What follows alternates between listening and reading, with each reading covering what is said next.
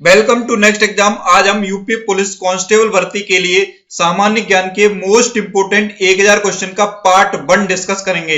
आपके UP police constable भर्ती के सिलेबस में एक टॉपिक है सामान्य ज्ञान। उसमें से आपसे इतिहास, भूगोल, अर्थशास्त्र और भारतीय संविधान से क्वेश्चन पूछे जाएंगे। तो हमने डिसाइड किया है कि हम पूरे सामान्य ज्ञान का मोस्ट इंपोर्टेंट 1000 क्वेश्चन आपके लिए लेकर आएंगे, जो आपसे इस बार यूपी पुलिस के कांस्टेबल भर्ती के एग्जाम में पूछे जा सकते हैं। हमने कोशिश की है कि हम आपके लिए ऐसे 1000 क्वेश्चन लेकर आए जिनसे बाहर से आपसे कोई भी क्वेश्चन न पूछा जाए, यानी कि सामान्य ज्ञान में आपसे जो भी क्वेश्चन पूछा जाए इनमें से आपको मिल जाए। हम करंट अफेयर्स के 1000 क्वेश्चन के 4 पार्ट अपलोड कर चुके हैं। हम पूरे 1000 क्वेश्चन करंट अफेयर्स के आपको देंगे, साथ ही आपको पीडीएफ भी देंगे और सामान्य ज्ञान का भी हम आपको पीडीएफ देंगे। जितने भी सब्जेक्ट हैं हम सबका आपको पीडीएफ मटेरियल भी देंगे। तो आज से हम सामान्य ज्ञान की वीडियोस स्टार्ट कर रहे हैं, करंट अफेयर्स के वीडियो साथ में चलते रहेंगे।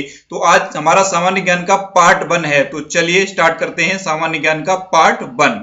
पहला क्वेश्चन है कि सबसे पुराना वेद कौन सा है। ये वेदों से रिलेटेड क्वेश्चन भी बहुत पूछे जाते हैं। तो जैसे ये क्वेश्चन है कि सबसे पुराना वेद कौन सा है, आपसे पूछा जा सकता है कि सबसे प्राचीन वेद कौन सा है। तो कौन सा है सबसे पुराना वेद? ऋग्वेद। आपको पता है हमारे टोटल कितने वेद हैं? 4 वेद हैं। तो आपसे यह भी पूछा जा सकता है कि कितने वेद हैं? तो 4 वेद हैं, ऋग्वेद, सामवेद, अर्थवेद और यजुर्वेद। 4 वेद हैं, जिसमें से ऋग्वेद है सबसे प्राचीन वेद। सामवेद आपसे पूछा जा सकता है सामवेद में किसका वर्णन है। तो सामवेद में जितना संगीत होता है ना उसका वर्णन है ऋग्वेद, सामवेद। अर्थवेद में किसका वर्णन है? अर्थवेद या अथर्ववेद भी कहते हैं। तो अथर्ववेद में किसका वर्णन है? अथर्ववेद में जो हमारा इकोनॉमिक्स होती है उसका वर्णन है। और यजुर्वेद अब चौथा है यजुर्वेद। तो यजुर्वेद में किसका वर्णन है? यजुर्वेद में है आयुर्वेद का वर्णन। किसका? आयुर्वेद विज्ञान का वर्णन है। तो आपको इन चारों वेदों के बारे में पता होना चाहिए कि हमारे कितने वेद हैं? 4 वेद हैं। कौन कौन से हैं? ऋग्वेद, सामवेद, अथर्ववेद और यजुर्वेद। ऋग्वेद में किसका वर्णन है? जो यज्ञ होते हैं, जो पूजा पाठ होता है उसका वर्णन है ऋग्वेद में। हमारा जो गायत्री मंत्र है वो भी कहां पे है? ऋग्वेद में। और दूसरा कौन सा है? सामवेद। सामवेद में किसका वर्णन है? संगीत का। और तीसरा कौन सा है? अथर्ववेद। अथर्ववेद में किसका वर्णन है? इकोनॉमिक्स का, यानी कि अर्थशास्त्र का। और चौथा कौन सा है? यजुर्वेद। यजुर्वेद में किसका वर्णन है? पूरा आयुर्वेद विज्ञान का। तो इतना आपको वेदों के बारे में पता होना चाहिए। चलते हैं नेक्स्ट क्वेश्चन पे। ऋग्वेद में वर्णित सबसे पुरानी नदी कौन सी है? ये क्वेश्चन कई बार पूछा गया है और ये अभी हाल ही में जो पिछली बार एमपी पुलिस का एग्जाम हुआ था वहां भी पूछा गया था कि ऋग्वेद में वर्णित सबसे पुरानी नदी कौन सी है। तो ऋग्वेद में वर्णित सबसे पुरानी नदी है सरस्वती नदी। नेक्स्ट क्वेश्चन है ऋग्वेद में वर्णित सबसे आम अपराध क्या है। ये भी क्वेश्चन पूछा गया है कि ऋग्वेद में वर्णित सबसे आम अपराध कौन सा है। तो पशु की चोरी करना सबसे आम अपराध है, ये ऋग्वेद में वर्णित है कि ऋग्वेद में वर्णित सबसे आम अपराध है पशु की चोरी करना। नेक्स्ट क्वेश्चन है ऋग्वेद, यजुर्वेद और सामवेद इन तीनों को मिलाकर क्या कहते हैं। ये भी मोस्ट इंपोर्टेंट क्वेश्चन है, कई कॉम्पिटिटिव एग्जाम में पूछा जा चुका है कि ऋग्वेद, यजुर्वेद और सामवेद को मिलाकर क्या कहते हैं, इन तीनों वेदों को क्या कहते हैं। तो ये कहते हैं वेद त्रयी। कई बार ऑप्शन में वेद त्रयी दे देता है, कई बार केवल त्रयी दे देता है। तो आप ये याद रखें कि ऋग्वेद, यजुर्वेद और सामवेद को मिलाकर क्या कहते हैं? वेद त्रयी। नेक्स्ट क्वेश्चन है हड़प्पा की खोज किसने की थी। यह भी क्वेश्चन बहुत पूछा जाता है, हड़प्पा और मोहनजोदड़ो की खोज किसने की थी। हड़प्पा की खोज की थी दयाराम साहनी ने। किसने की थी? दयाराम साहनी ने। और कब की थी? 1921 में। और आपसे पूछ ले कि मोहनजोदड़ो की खोज किसने की थी, तो मोहनजोदड़ो की खोज की थी राखलदास बनर्जी ने। और कब की थी? 1922 में। तो ये दोनों ही मोस्ट इंपोर्टेंट क्वेश्चन है। आपसे पूछा जा सकता है कि हड़प्पा की खोज किसने की थी, तब आप याद रखें दयाराम साहनी। मोहनजोदड़ो की खोज की थी किसने? राखलदास बनर्जी ने। और इनकी दोनों की सन भी याद रखें, हड़प्पा की खोज हुई थी 1921 में और मोहनजोदड़ो की खोज हुई थी 1922 में। हड़प्पा कहां पे है? हड़प्पा है पश्चिमी पंजाब में। और अगर आपसे पूछा जाए मोहनजोदड़ो कहां है, तो ये है प्रेजेंट टाइम में पाकिस्तान में।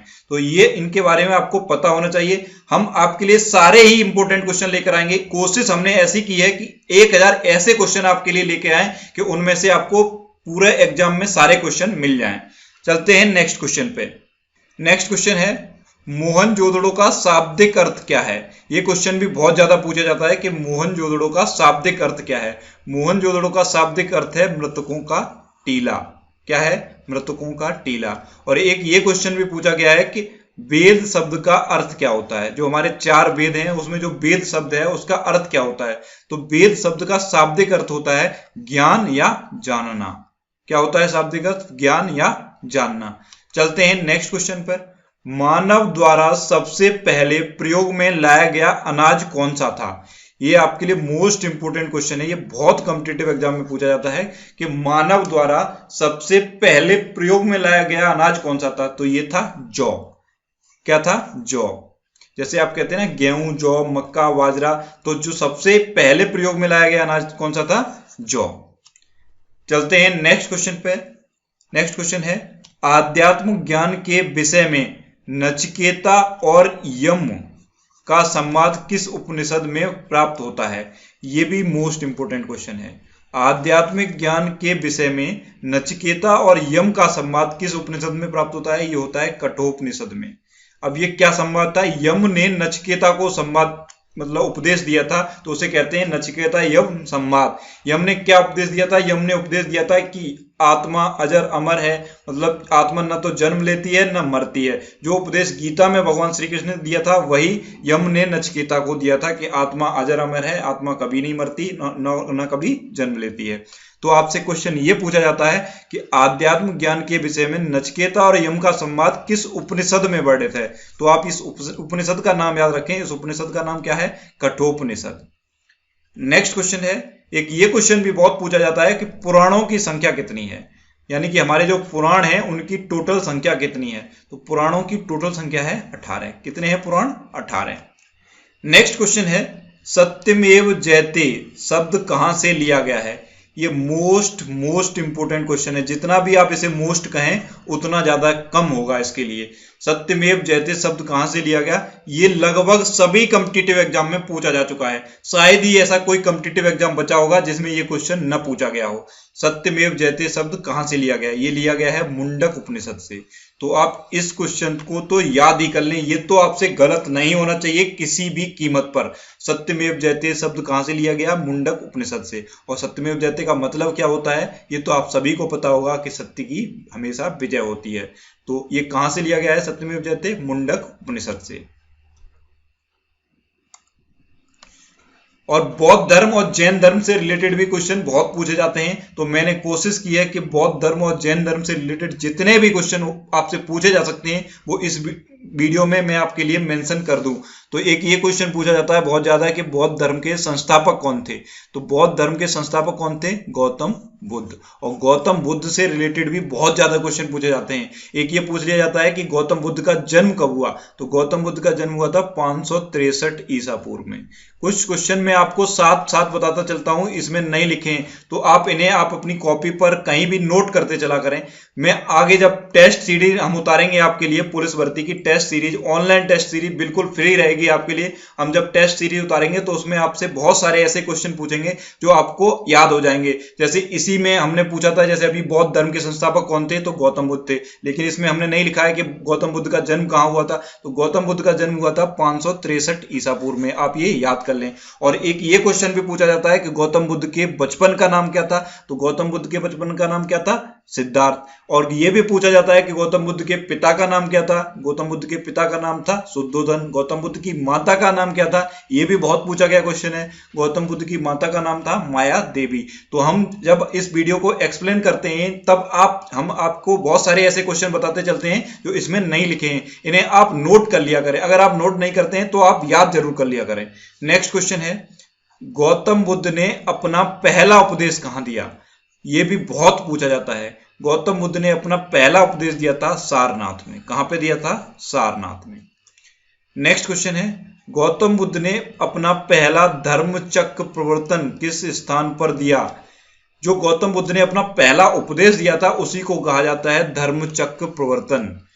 याद रखें, आपसे पूछ लिया जाता है कि धर्म चक्र प्रवर्तन क्या किसे कहते हैं? तो गौतम बुद्ध ने अपना जो पहला उपदेश दिया था उसी को कहा जाता है पहला धर्म चक्र प्रवर्तन। तो इस क्वेश्चन में आपसे क्या पूछा है? गौतम बुद्ध ने अपना पहला धर्म चक्र प्रवर्तन किस स्थान पर दिया?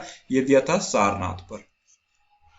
नेक्स्ट क्वेश्चन है जीवन कष्टों और दुखों से भरा है, यह कथन किसका है? यह भी बहुत पूछा गया क्वेश्चन है। जीवन कष्टों और दुखों से भरा है, यह कथन है गौतम बुद्ध का। नेक्स्ट क्वेश्चन है जातक कथा किससे संबंधित है? जातक कथाएं हैं गौतम बुद्ध जी से संबंधित। नेक्स्ट क्वेश्चन है त्रिपिटक क्या है? जब ये आप क्वेश्चन कॉम्पिटिटिव एग्जाम में देखेंगे त्रिपिटक क्या है तो आप कुछ देर के लिए कंफ्यूज हो जाएंगे कि त्रिपिटक क्या होता है। इसलिए आप याद कर लें, त्रिपिटक बुद्ध के उपदेशों का संग्रह है, यानी कि गौतम बुद्ध ने जो उपदेश दिए थे उनके संग्रह को कहते हैं त्रिपिटक। और दो क्वेश्चन और बहुत ज्यादा इंपॉर्टेंट बनते हैं गौतम बुद्ध जी से रिलेटेड, वो इस वीडियो में मैंने लिखे नहीं है लेकिन मैं आपको बता देता हूं। एक तो पूछा जाता है कि गौतम बुद्ध के गृह त्याग की घटना को क्या कहते हैं, और दूसरा ये पूछा जाता है गौतम बुद्ध के मृत्यु की घटना को क्या कहते हैं, जब उनको मतलब जब उन्होंने शरीर को त्यागा था उस घटना को क्या कहते हैं। ये दो क्वेश्चन बहुत ज्यादा पूछे जाते हैं। गौतम बुद्ध के गृह त्याग की घटना को कहते हैं महाभिनिष्क्रमण, क्या कहते हैं, महाभिनिष्क्रमण। और उनके शरीर त्याग की घटना को यानी कि उनकी मृत्यु को कहते हैं महापरिनिर्वाण। तो ये दोनों आप याद रखें।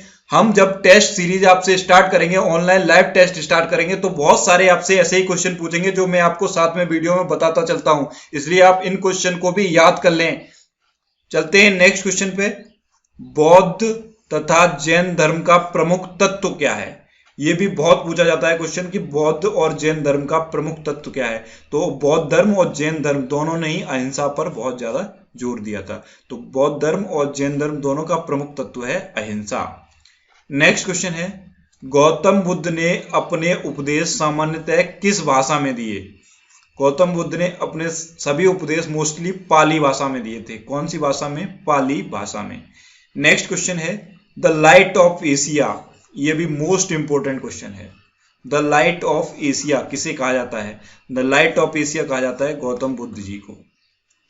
नेक्स्ट क्वेश्चन है गौतम बुद्ध ने महापरिनिर्वाण कहां प्राप्त किया? अभी मैंने आपको बताई थी दो घटनाएं, महाविनिष्क्रमण और महापरिनिर्वाण। तो मैंने आपको बताया था महापरिनिर्वाण क्या था, गौतम बुद्ध जी के शरीर त्याग की घटना यानी कि गौतम बुद्ध जी के मृत्यु की घटना को कहते हैं महापरिनिर्वाण। तो ये क्वेश्चन आपसे पूछा जाता है गौतम बुद्ध ने महापरिनिर्वाण कहां प्राप्त किया? तो ये प्राप्त किया था कुशीनगर में। कहां पे प्राप्त किया था? कुशीनगर में।